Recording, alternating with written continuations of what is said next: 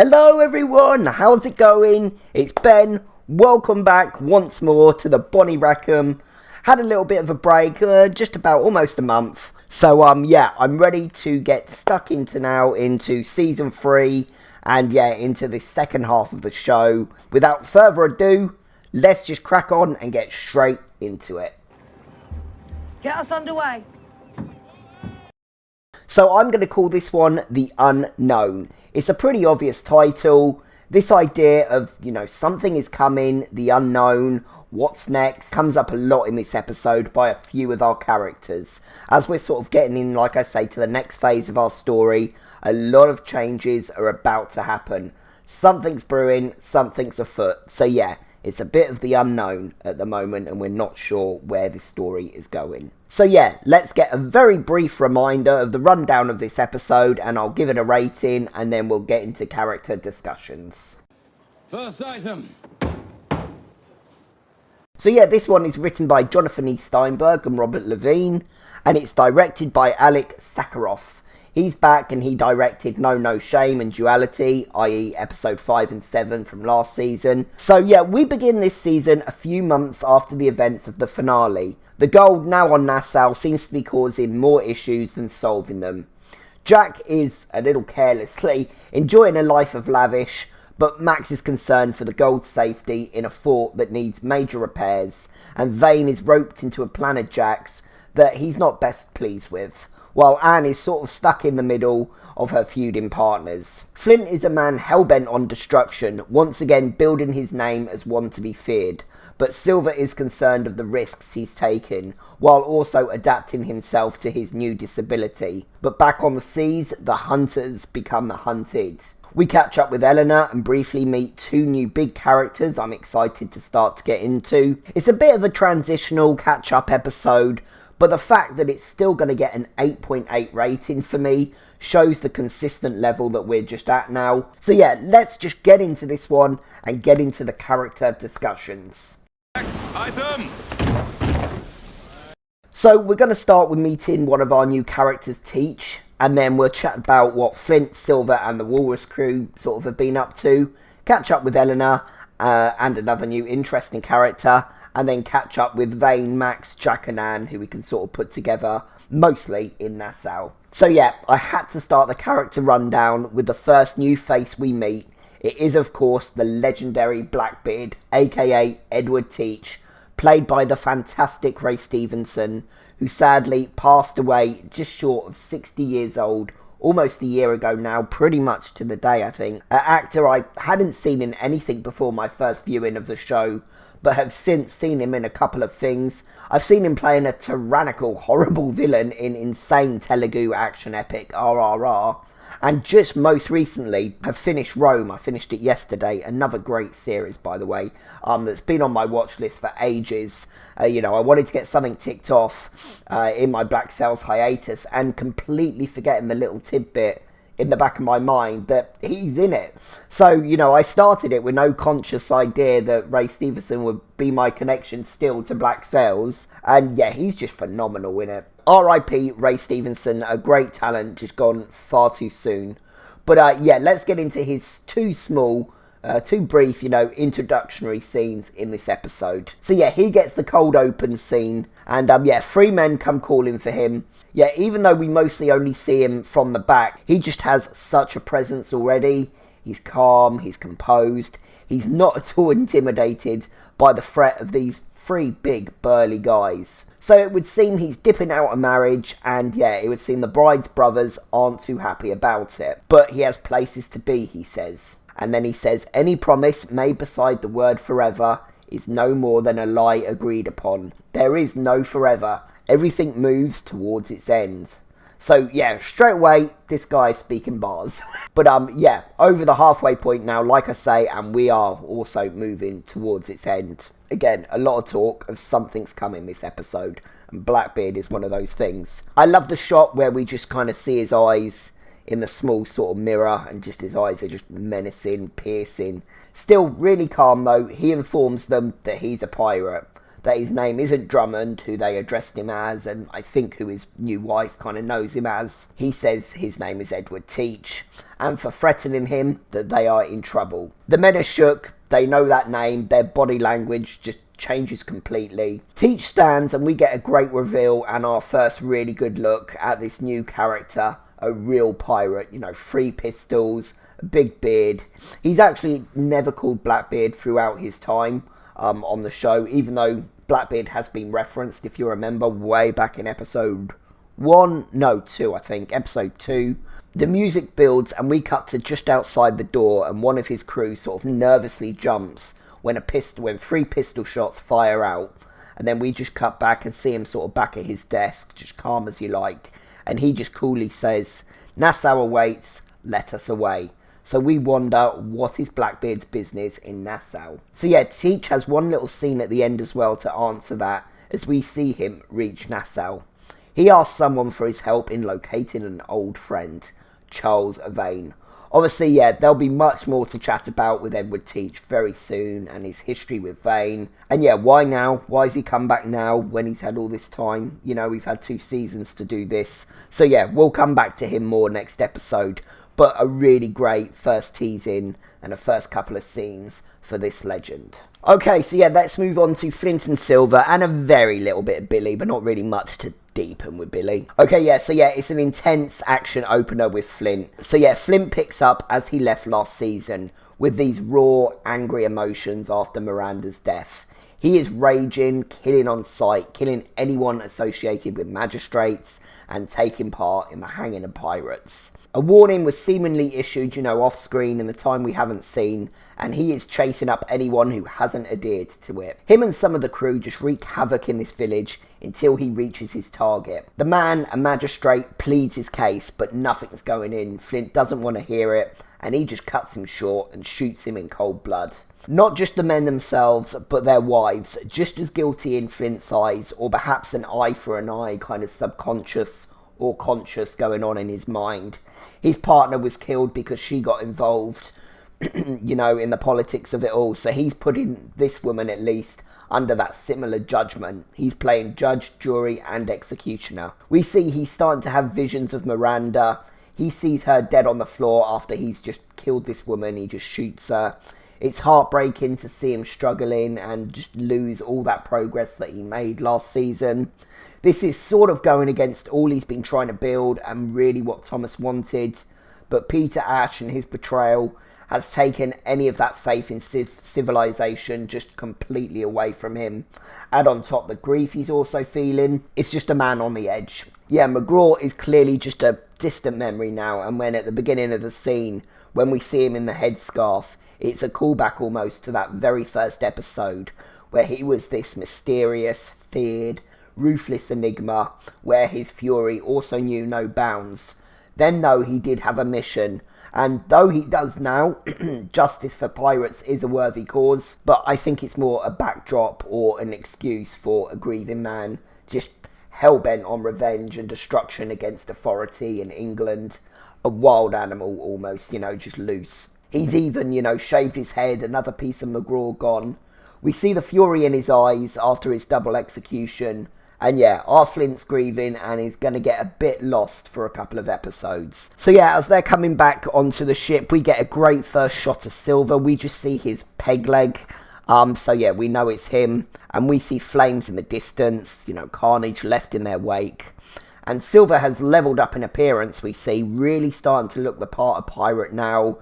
He's just looking a lot of a more mature kind of man than that kind of baby face that we remember right from that first episode. Yeah, the men celebrate their plunder, but Flint is all business. He wants one of the men on the Vanguard replaced. He says he lost his nerve out there. And when Billy defends the guy, saying he just lost his footing, Flint won't hear it. It's all very business, very sort of down to the business, and I want the most optimal result here. Optimal result to get optimal death and destruction, basically. And he's getting worse, Silver observes as Flint heads to the cabin. It's strangely Billy that insists he's fine, but John's look back is very telling. like John, we know he's not fine. So yeah, Silver goes to visit Flint in his cabin. And we're not on the warship now, it would seem. I feel like we're back on the Walrus, even though I don't think it's actually said. But yeah, Silver quietly tries to approach while Flint is laying down. But Flint, yeah, he lays still with his eyes closed. And he says, your days of approaching unannounced are behind you. Harsh. Silver tells him he replaced the man on the Vanguard as he wished, but they should discuss replacing him. And Flint's sort of giving one word, non-committal answers. He just doesn't want to hear it. But Silver makes the point, you know, people know now. They know it's Captain Flint coming for him, and they know it's Captain Flint they're going to see first. It's a big risk that seems unnecessary. Flint says the only way they can continue this fear they have built of his name is if he is the one telling it. And Silver says the stories are telling themselves. That theme of stories, you know, coming up again and will play a big part of this season and onwards. As Silver more or less says, word of mouth and Chinese whispers are working in their benefit without it even being their doing right now. He says they're so terrified of Flint that they're even terrified of him. And again, the Silver mythology really starting to gain momentum now. Obviously another big part of this season ahead. And Flint gives what he thinks is a final thanks but no thanks. In other words, he wants that smoke right now. He wants to be a part of the violence, be at the front of it, because he's on a death wish. Silver mentions Mrs. Barlow, says he understands the toll it must be taking on him. And Flint, you know, he walks a little bit closer to him and he tells him to stop. He says he's wormed his way into the men's head, but in his head he is not welcome. Yeah, Flint be struggling and he doesn't want to take any help that Silver is offering. Still a bit of mistrust there as well, maybe after Silver's revelation at the end of last season. They're still not quite back to where they were getting to. Yeah, Flint just a man. You know, no man is an island. Flint is very much an island right now. While having to deal with Flint and his new role as quartermaster, we see Silver is also struggling with his new disability. We get a quick little scene with the doctor and yeah, can see he's in discomfort. But he's been sacrificing a bit more comfort and a better recovery by going without crutches, despite the doctor's suggestion, because he doesn't want the men to see him like that. It always feels to me like Season 1 Silver would be using this to his full advantage, making a big deal out of his struggles and pain to scheme and get people on side, but not anymore. He's sort of grinning and bearing through it all at the risk of it getting worse. So not to look weak and, you know, be a strong quartermaster to his crew. The MVP shouts this episode are a bit weak. Like I say, it's a bit of a catch-up episode and not too many big kind of moments. No one's nominations are super strong, badass actions or really obvious shouts.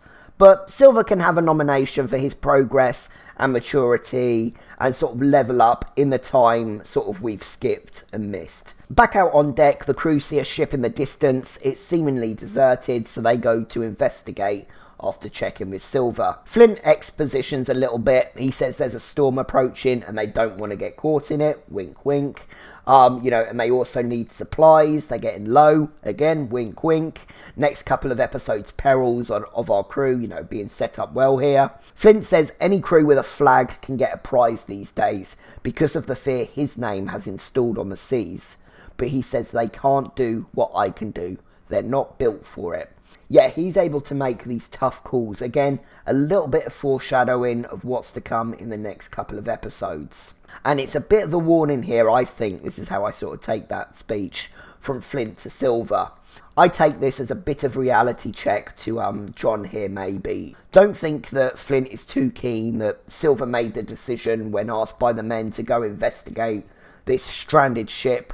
But at the same time, he doesn't overrule his quartermaster either. But yeah, to be fair, it does have this is a trap, bro, kind of written all over it, that I feel a more mentally stable Flint would have worked out sooner and probably overruled him. But nevertheless, Flint is straight on board, the first man, despite Silver's orders for the crew to check it out first. Again, a man on a death wish, doesn't care. So Flint finds the captain dead and chained to a chair, a cruel torture inflicted by an unknown foe, and back on deck, a panicked Silver spots sails. Just as it finally hits Flint, this is a trap, it's an ambush. The Walrus crew make a hasty retreat back on board, though through the glass, Flint can see that it's a Royal Navy ship on their tail, a hunter. He looks genuinely concerned. They can't get away, it would seem, and they can't fight her. So yeah, a little while later, and the ship is gaining on them, and Billy, feeling defeated, he can't see a way out of this. And Silver nods towards a pensive Flint and says he has an answer for everything. He'll find a way out of this. We ask, even in this state? The Navy ship opens its guns, ready to fire, and we learn that it's our old friends, our old buddies, Hornigold and Dufresne, leading the charge. They're working with the Navy, it would seem. Hornigold says if they surrender, he's sort of speaking through a megaphone, if they surrender, they'll all be offered pardons. But it's made clear when he speaks to Dufresne, he just wants to destroy the Walrus, destroy Flint. You know, his personal vendetta against him just continues. So Flint gathers the crew, says there'll be no fight today, a battle they just won't win. There's still some rationale in there. We almost expect him to fight kind of every time. But he makes it clear that surrender won't be an option either. And he brings Miranda up, and something he rarely did while she was alive, you know, to his crew. He let the rumours fly and he never corrected them. He only spoke, I think, to Billy and Gates. Yeah, he calls Miranda his woman, calls her his friend. Just another great Flint speech for Toby Stephens to get his teeth sunk into. So much passion, so much anger.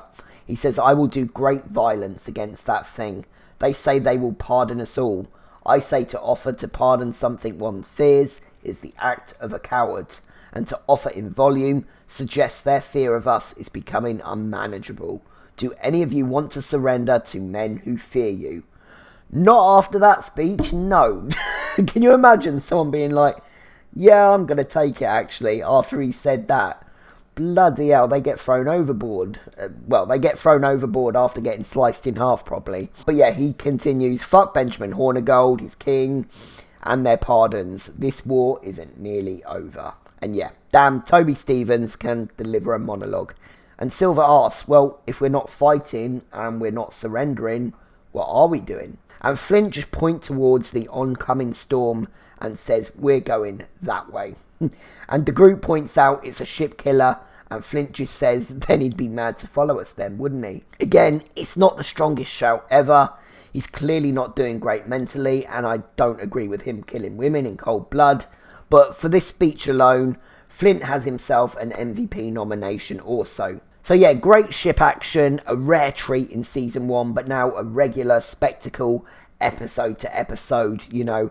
The Walrus captures some cannon fire, but they make good speed and clear themselves from the danger and start preparing for the storm. And yeah, a sad little moment of foreshadowing with Silver, and I want to say Dooley, the bald guy. It's Dooley or Lars, and I never know which, but I think it's Dooley. He's going to take care of the leaks below deck, which we know next episode. He won't make it back onto deck again, sadly. And Billy points out something, you know, we haven't thought of yet, they haven't thought of yet, that this isn't just Captain Hulme's doing, you know, the Navy guy who offered him only 9 pardons last season. Someone with more power and more sway on their side is behind this. Someone who the rules as we understand them don't apply, you know, Billy says. Flint was right about one thing. This is only the beginning. Something else is coming. And yeah, Billy will not be the only one to make that observation. So yeah, I suppose on that note of something's coming, it's a good time to go over Eleanor's quick scene and our first brief look at another new character. The real captain who tamed Nassau, the face of civilization in the show, you know, pretty much from here on in. So yeah, we see Eleanor, she's in a cell. It seems like she's been there for a while now, going by the time frame. Eleanor is still the same Eleanor, it would seem at the moment, sharp-tongued and acting a bit petulant. But yeah, so he's basically pointing out how everyone involved in getting her to this point is claiming some part of it, of the triumph, but in that his part will be in setting her free. And she just answers, who the fuck are you? You know, cuts him short, just wants to get to the point. To not think too far ahead with hindsight is hard, because Woodes Rogers, he's quite likeable and trustworthy for a few episodes, but I hate the guy. I dislike. Yeah, anyway, like I say, I'm already getting ahead of myself. I'm already using my hindsight. He is going to be quite likeable, quite trustworthy for a few episodes. He's going to talk a lot of sense, but now, obviously, after seeing it a couple of times, you can see through it all right from the go, pretty much. You can see through it all, and you know that it's not going to go anywhere good. It's not much, but he seems genuine enough off this brief meeting. He drops his name and tells her he's the next governor of New Providence Island, assuming he can subdue her, and that's where she comes in. He says if she can be his eyes and his guide in Nassau, then her sentence will be commuted and the charges against her released. She just seems very over it and uninterested and wants to know just what is it he wants of her. It seems like Flint, she has let go for the moment anyway of this dream of a prosperous Nassau, because revenge is also her priority right now. Yeah, she'll even confirm this in a few episodes when she chats with him, that in this moment she just wants Vane dead for what he did to her father. She just wants revenge. When Woodes Rogers says he knows it might be hard for her, it might feel like a betrayal, she's just unemotional and straight to the point. Just specifically, just tell me what it is you want. He hands her a piece of paper and he says he wants a list, a name of allies and those that would be harder to sway. She's like a missile, just locked into a target. She writes one name down and says that's the only name you need to concern yourself with. As long as he is alive, you cannot succeed. We don't see the name, but then we cut immediately to Vane. Is she right in being truthful? Yes, in a way, we know Vane was always against this outsider civilization running of Nassau and this taming of pirates. He spoke about it a lot last season. But of course, if what happened hadn't have happened, I don't think she'd be giving up his name quite so easily like that. We know she doesn't give him Flint's name, and he is equally, if not more, a threat, to what Woodes Rogers is trying to achieve. But yeah, her vendetta is leading her actions. I'm going to try and fight for her corner a little bit and see her point of view when I can this watch through. She is essentially here doing sort of what Flint is doing right now, and letting grief and revenge do her thinking and taking actions pre her father's death she maybe wouldn't have. She'd think about it a bit more and use it more to her advantage, because, they conflict with what she's trying to build, what she's been trying to build. And Woodes Rogers, deliberately or not, is going to take full advantage of all this. But, yeah, still, it's going to be a tough season trying to be an Eleanor defender, this one. But, yeah, a short and sweet scene, but some interesting developments there. Okay, yeah, so our final little catch-up is with the guys on Nassau. So, yeah, I can tie Vane in with these guys, or with Jack at least. So we start off with Vane. He's on the seas and he's chasing a ship. He's with Featherstone, and we see people jumping off the side, and Vane soon realises it's a slave ship and the slaves are being thrown off. Jack told him the supplies on board are badly needed for repairs to the fort. Yeah, he kept that vague on purpose. A bit naughty, because of course a lot of history with Vane and slavery, which we'll get into in a good scene with him and Jack towards the end. So the captain of the ship in question, he's confused when they don't stop and take the slaves, as he assumed they would, hence why he threw them overboard. Vane, of course, yeah, he's not going to let a slaver get off that easily. When Vane continues to walk through the door, while this guy is just pointing a pistol at him, it's a very cool Vane moment, the look back after this guy just fires very scared, he's just like, "Rah!" And the look kind of Vane gives him like, yeah, what else you got? Just so badass, and he says, "You know who I am. What you cannot know is where I come from, what I once was. If you knew that, I imagine you would have made very different choices today." And yeah, Vane menacingly moves forward, and we just cut to a chilling shot that always makes my heart drop a little bit when we see the captain tied to an anchor or something heavy, and he's just dropped into the water alive. Again, it's a little bit weak for me to get the MVP nod, but not really no more so than Flint and Silver's MVP nominations. So Vane is going to be in the running as well. But yeah, back to him again in a little bit. So yeah, Max is running things, and we're learning a later scene, she's running pretty much all the businesses now on Nassau. Eleanor's arrest is the entertainment in the inn. It's Max's own production, we learn. The reveal that it's a play and not an actual trial always makes me laugh, and when the guy playing Eleanor and he speaks, yeah, it fooled me the first time. Mr. Scott, though, he's there, he's not too impressed. His facial scars have also mostly disappeared, but, a small continuity I can let go. We didn't see much of him last season, yeah, and he's going to feature a little bit more this season in upcoming episodes. But yeah, back to Max. She knows how to keep people sweet. We know that. She knows how to run a business. Even if she doesn't agree with everything that requires running it, she's basically saying to him. And this play, it's keeping morale up. And yeah, in the play, the sentence of death is given to Eleanor. And we see the death-like character, all dressed in black, come down the stairs. And yeah, it won't be the last time we'll see someone seeing death this season. This time, though, it's just a play. And Max tells Mr. Scott, the trial begins next week in London. And she's just filling him in on what she knows about Eleanor. Obviously, being Max, she knows the tea. And while they're talking, we see a certain someone making her way through the crowd. And yeah, and Anne comes and she joins them. And without even saying anything, it's clear now she's in a much more comfortable place. She's in a public, in a packed tavern. And she's just chilling with no hat on. She's fine. And yeah, we can see already that gold is being used well. Max is looking even more stunning than usual. She's had a glow up. And, she's got some new threads. And as we'll see in a moment, a new hat.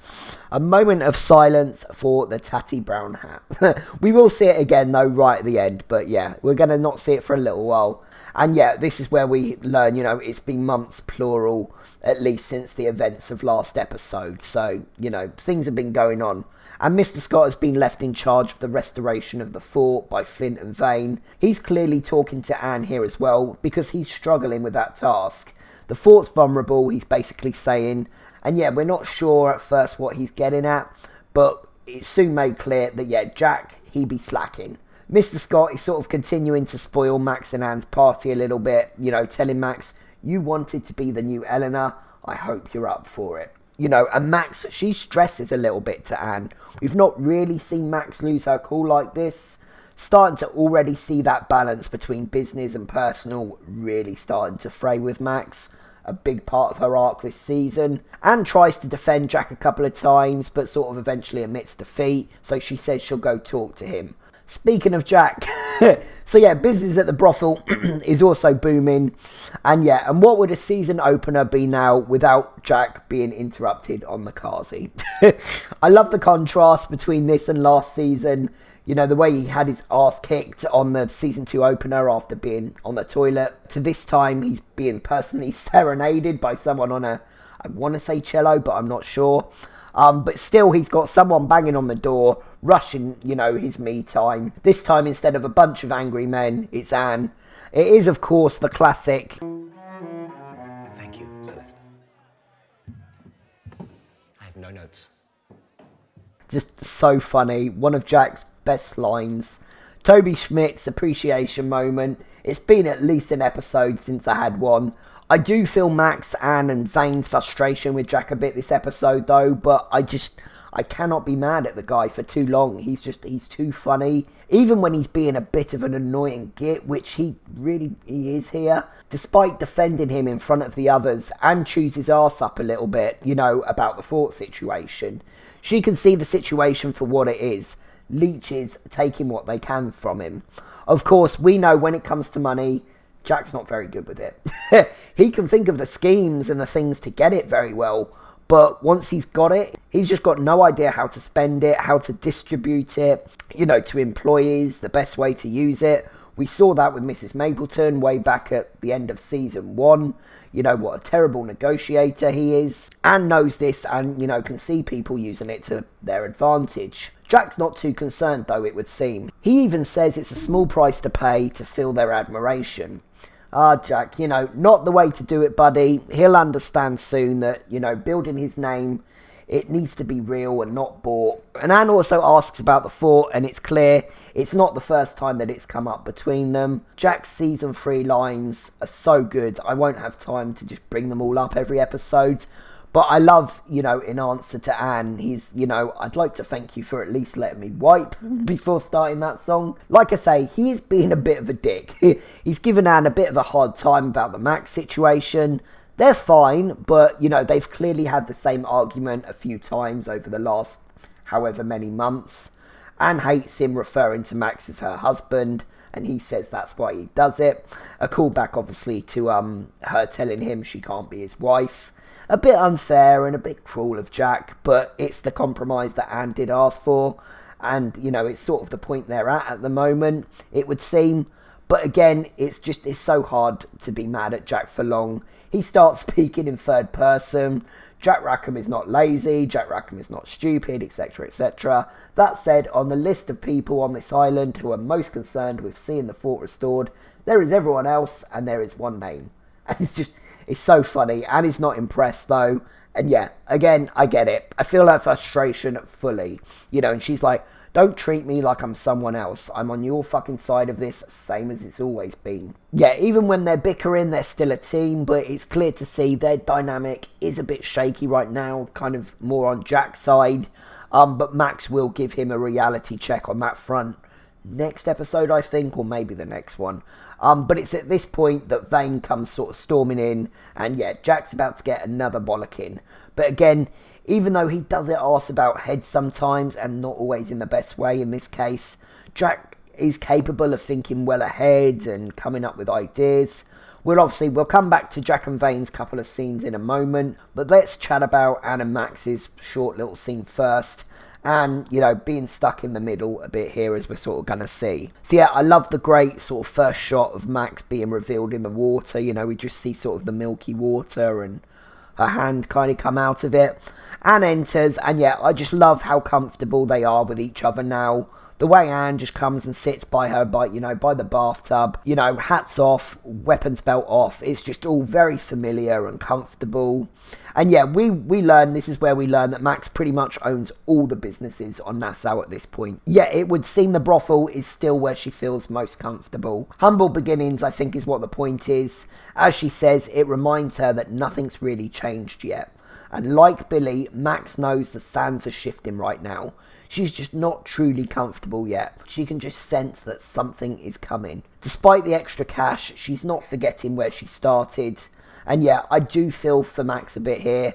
That loneliness and struggle Eleanor always had, you know, the burden, it's all getting to her a bit now. And, you know, and she's feeling it a little bit that she's not really getting that recognition, you know, I don't think that she probably does deserve. And she says in another time and in another place, they would call me a queen. She says she built this from nothing, yet none of this is real, because it's built on things she cannot control or predict. She goes on to say, you know, when civilization returns, do you know what they will call me then? The whore that lost everything. A good point. People will be quicker to say, look what you lost, you know, look what you did, look what you messed up, before they're quicker to say, oh, well done for getting there in the first place. That's, you know, I think what she's sort of saying here, especially in her case, you know, a woman of colour. Yeah, she sort of struggled to get that, to get her props, I think is what she's saying. But yeah, you know, Max, she is seeing the downfall before the downfall. Yeah, and, you know, and Anne faces her and sort of asks, are we not real? You know, their relationship.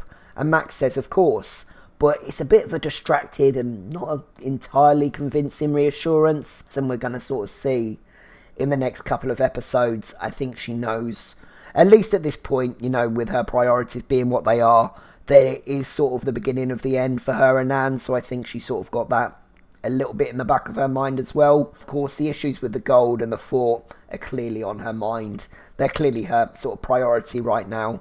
And she points out, you know, what's been very clear to us from sort of this episode start, that the gold wasn't quite the solution that everyone thought, you know, to their troubles. And her worry about Jack's competence is brought up again. Understandably, like Vane, the use of slaves isn't welcome to her, you know, isn't a welcome thought to her either. And yeah, she's laying into Jack a little bit, and Anne, you know, she feels it. But Max is talking sense. They have a pile of gold unprotected in a fort with a great big bloody hole in it. You know, should England come knocking, they're fucked, basically. And Max says the gold needs to be removed from the fort whether Jack wants it to or not. Of course, that's got Anne's Jack spider senses up, and she says you're coming very close to doing the thing you said you'd never do. Don't ask me to take sides between you and him. It's a clear, I'll choose Jack. But Anne, a calmer, more collected character now, she thinks things through. You know, last season, I think she would have just likely raged and told her to fuck off. Or she just wouldn't have even been an option to have these sort of discussions with, full stop. But now she's trying to find middle ground and solutions. And, you know, she points out, where else can they put it other than the fort? and Max says nowhere else, at least not in its current form. So yeah, it seems Max has an idea, and I think I'm going to give Max the final MVP nomination. Even though it's a lot of progress we're catching up on, you know, off-screen, that happened off-screen, and we're not actually seeing it happen this episode. Nassau is clearly thriving in a financial sense, and she's running things, you know, and she's having to risk her relationship with Anne to get Jack to pull his weight, and coming up with solutions for the fort issue. Again, any one of these four, you know, is going to get themselves a bit of a weak MVP win this week. But yeah, she's in with a shout. I think we'll give her in with a shout. So yeah, the couple of little Jack and Vane scenes. So yeah, they have it out about the ship, you know, about the slaves and about the ship. Annie's present in the room in this first one, but she's silent, just watching on. You know, knowing Vane's angry with him, you know, it's pretty clear why she's hanging around. And yeah, it's such a different dynamic with these three now. A great throwback to, you know, last season's making the peace scene, and, you know, Vane saying to them both, either you'll be the death of each other or we'll all be working for you someday, pretty much. So yeah, Vane, he knows Jack knows about his past, and that he doesn't want to part in any, you know, anything to do with slavery, any kind of slavery. It's made clear by a frustrated Jack that no one on the island has been respecting him or his authority. And Vane mentions, you know, the meeting he, Flint and Jack had, and yeah, would have loved to have seen that meeting, you know, and we find out that Vane vouched for Jack when Flint learnt about the gold, you know, that it was Jack that took it. Jack, you know, yeah, he's really feeling the pressure now of the situation. I think he's been disassociating a little bit, just enjoying his money and just don't think about it, you know. I know I've got to do all this, but don't think about it. But now he's getting it from all sides, and yeah, he just doesn't know what to do. He admits he's in over his head. So slave labour is kind of the best he could come up with. He says he will get it done, you know, the fort, he will get it done no matter what, but he could just see no other way. And it sort of makes me wonder why Vane didn't or isn't taking charge, you know, on that front, on the fort. I mean, you know, it was his. I'm not sure why he's not ordering the men that Jack paid to work on the fort. Seems like they'd listen to him, or even Flint, though I get the impression that Flint and, you know, and the crew haven't been back in Nassau for a while. So yeah, Jack apologises, says he knew what it would mean to him. He meant no lack of respect or friendship. Yeah, just like I say, a man clearly over his head at the moment and coming up with the best solution in his eyes. So yeah, a little while later, after Eleanor has just name-dropped Vane to Woods Rogers, we see Vane overlooking the slaves getting to work on the fort. You know, he's not happy about the situation, but maybe seeing what little choice they have, he's sort of letting it happen. And yeah, and then he joins Jack for another great little scene. They're in where all the gold is. And yeah, and like I say, I think the reality has really hit Jack a little bit here. He sat slumped among the gold. He thought the gold would be the thing to make his name, and it's not working out that way. And he says, I swear to God, when I sit here long enough, I can hear it laughing at me. So yeah, you know, I think he's been down here before, and like I say, he knows it's not going well, but he's just been trying to deflect and enjoy it as much as he can. Tells Vane he doesn't need to be here to watch over it. You know, he's told the overseers that the slaves are to be treated fairly, which, as Vane pretty much points out, is a stupid, insensitive sentence in itself. I'm not sure why Jack's not just paying them. It seems a slightly fairer solution all round in this situation, and but perhaps I've missed something. I think something might tie in with Mr. Scott and all this and his storyline soon, but I can't remember off the top of my head, so we'll have to discuss that as it happens. But just in this moment, it seems odd that Jack just wouldn't say, I'll pay them, you know, I'll give them some money, and then they're free to do as they want when the fort's done, you know, something like that. But yeah, either way, you know, this subject of slavery is really going to play a big part this season and tie into a lot of things,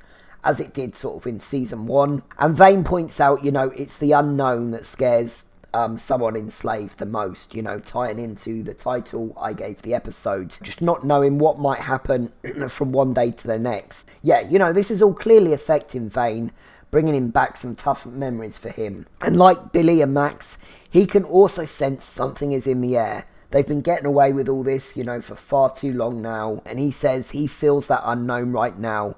Knows England are due a response for their actions in taking the gold.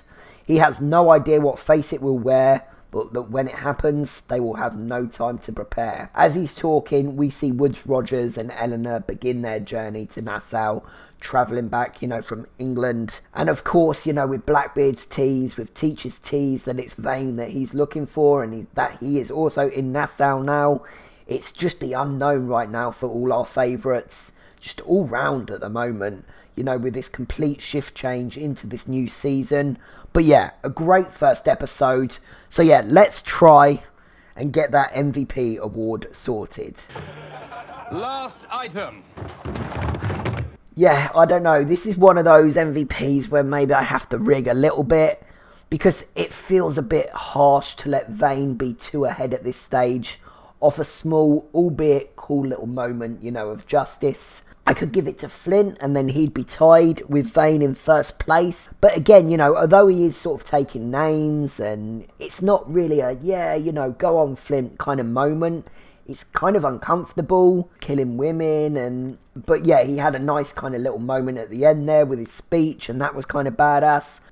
He's a big shout for next episode, and I think it'd be another weak one to get away. Or I go Silver or Max and get one of them off the 1 mark, I think maybe is where I'm thinking I'm going to more lean to. It's more about how they've been getting on outside of really what we see this episode, and their progress in the time we've missed, which shouldn't really be isn't usually what I do the MVP for, but what I might have to for this episode, because just the shouts aren't loud enough for me really.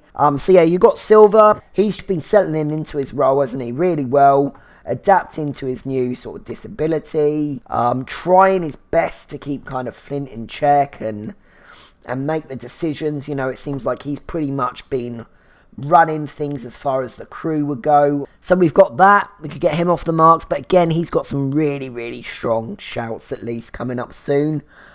He's definitely going to get off the 1 mark. Or there's Max. She's a character that she misses out on a lot of MVPs.